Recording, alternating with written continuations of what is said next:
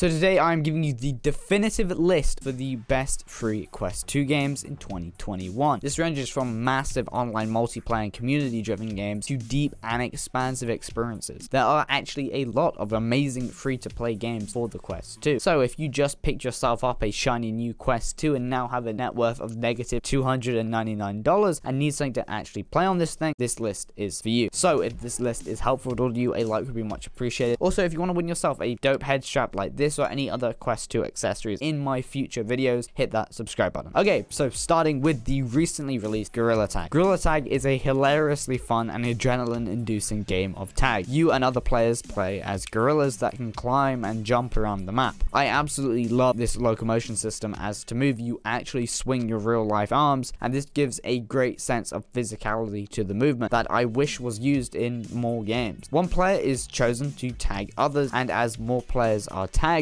they are then tasked with tagging the remaining players. It is absolutely terrifying and hilarious to see an army of players chase you up a tree as you scramble with your real life arms. Gorilla Tag is amazing and one you should definitely check out, though please have enough play space to actually play this one. Don't punch a hole through a wall trying to escape a gang of virtual gorillas chasing you. Next up is Mission ISS, one that just isn't mentioned enough in my opinion. Mission ISS lets you tour the International Space Station guided by actual astronauts of the space station, as well as go on spacewalks and even control that big ass arm thing that like catches stuff and then you like dock with other stuff, and it's like space stuff that I don't understand at all, but it looks cool. This game is incredibly interesting, beautiful, and provides a great experience for new VR players, as the movement system is very natural and should prevent any unexperienced VR users from getting too motion sick. As motion sickness takes time to overcome, you have to build up your VR legs, as most people refer to it. So Mission ISS is a perfect game to start to get to grips with movement in VR. Looking down and seeing the earth beneath your feet is something everyone should be able to experience. Mission ISS allows you to do that. Next up is PokerStars VR. Even though I literally have no idea in the slightest about what I'm doing in this game, PokerStars VR provides a great futuristic style poker social space. PokerStars is the perfect VR game for late night vibes with friends, especially during the current lockdowns imposed across the globe. There's plenty of different environments and customization for your character to keep you playing, as well as the ability to have a virtual TV within your poker games to watch content at the same time with friends. PokerStars VR is awesome and definitely worth checking out, even if, like myself, you have no idea what you're doing when it comes to poker. Next up is my personal favorite on this list, and one that you need to download if you haven't already, and that's EchoVR. Easily the most polished free-to-play game on this list, EchoVR is essentially Ultimate Frisbee in 0G. It is unbelievably fun. It implements fantastic team play, aesthetics, leveling up your character, unlocking new cosmetics and social spaces into one game. Although the copious amount of literal newborn children roaming the social spaces can start to make your ears bleed after a while, there's still plenty of friendly and relatively mature players to hang out with and team up with. In fact, this is the game where I met my two Twitch and Discord moderators nearly 2 years ago. You can build some long-lasting friendships in this game. Mixing Ultimate Frisbee with a social space was a fantastic idea and works incredibly well. In terms of gameplay, the physicality and momentum systems here make launching yourself off of teammates to catch the spinning disc mid-throw and then slam dunking it into the opposing goal is literally the most satisfying thing I have ever experienced in VR. The game has also continued to receive support from the developers Ready at Dawn, with the first battle pass being recently added, along with a range of new cosmetics and an overhaul to the customization system. This game is more alive than ever, and I highly recommend that everyone watching this video go download it right now if you haven't already. I'm incredibly glad this game's still getting support. I can't wait to see where this game goes in the future. Next up is one you've likely already checked out at least once already if you own a Quest 2, and that's First Steps. It's intended to be an introduction to the Quest, with blocks to play with, laser guns to fire, and rockets to fire up, as well as some RC toys to play with. But if you stick around, there's actually some really fun game modes here, from dancing with this creepy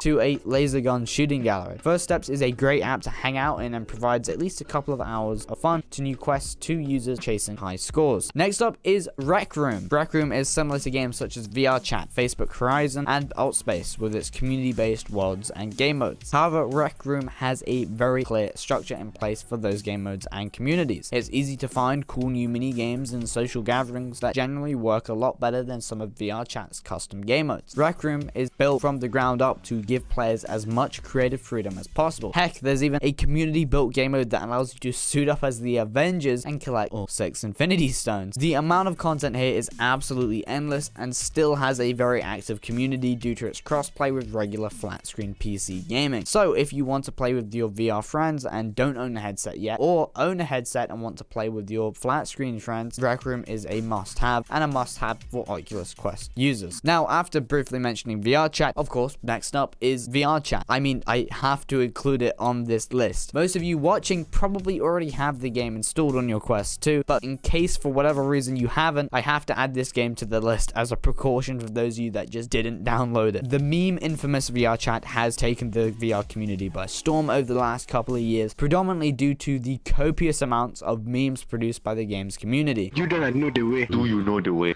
VR chat, as the name suggests, is essentially just a VR chat app. You can visit a variety of both inbuilt and community-made worlds, from a cozy rainy apartment to a variety of bars and even stand-up comedy stages. The community, for the most part, is pretty friendly, though I'd be lying if I said that the furry community didn't scare me a little bit. But hey, that's the beauty of having such a diverse and community-driven social space. There's also an array of community-made game modes, such as a version of Gmod Murder to horror adventure maps. However, the game modes usually aren't anywhere near as polished as Rec Room's range of community-built game modes, but they are still here if you get bored of just watching 30-year-old men dressed as anime girls with full body tracking stare at themselves in mirrors for half an hour. Next up, while on the topic of social space VR apps, is Facebook Horizon. Now, some of you might be surprised to see this on the list due to its rough launch and obviously being developed by your boy Zuck on these nuts. But for new Quest users that have already bought into, Facebook's VR ecosystem, this is actually a pretty solid experience that can provide a good amount of content. It's similar to the previously mentioned VR chat and Rec Room with its social space focus, but also has an array of cool and engaging game modes, from hanging out with your friends like most social VR space games, to building your own freaking battle bots, Pacific Rim style. Facebook Horizons is still in beta and will continue to be improved and updated over the coming years, as this seems to be a point of focus for Facebook, as they seem to want it to be a version of the Oasis from Ready Player One. But obviously that was part of the reason why this game was so criticized at launch, due to it being so far from Ready Player One's Oasis. But hopefully in time we will get closer and closer to that goal that Facebook and their virtual reality developers seem to have. So if you're looking for a bit of extra social VR fun, Facebook Horizon is definitely not a completely terrible free VR experience that might be worth checking out. However, there is a little gate to entry, as you do have to sign up and wait to be invited to the invite-only beta. Next up is Altspace VR. If you want a social space game for perhaps a more mature audience with structured events and talks, Altspace provides a great range of events to attend, from yoga classes to TED Talks to stand-up comedy. Altspace specializes in event form media and is definitely worth checking out, as there's usually quite a lot of cool shit going on here. Sometimes hosts for VR competitions, sometimes talks with developers of VR titles. There's actually a cool world here that's worth exploring. Next up is Big Screen. Big Screen has continued to grow in popularity over the years as more and more movies become available. Yet another social space VR game, except this time acting as a virtual movie theater. If you've missed going to the movies over the last year and a half, Big Screen is the perfect way to scratch that itch, especially with the high-res display that's present on the Quest 2, making watching movies actually pretty bearable on this thing. In fact, the Quest 2 is the only headset that I can honestly recommend to use Big Screen in, as even my $1,000 Valve Index doesn't provide an image clear enough to make watching movies for long periods of time,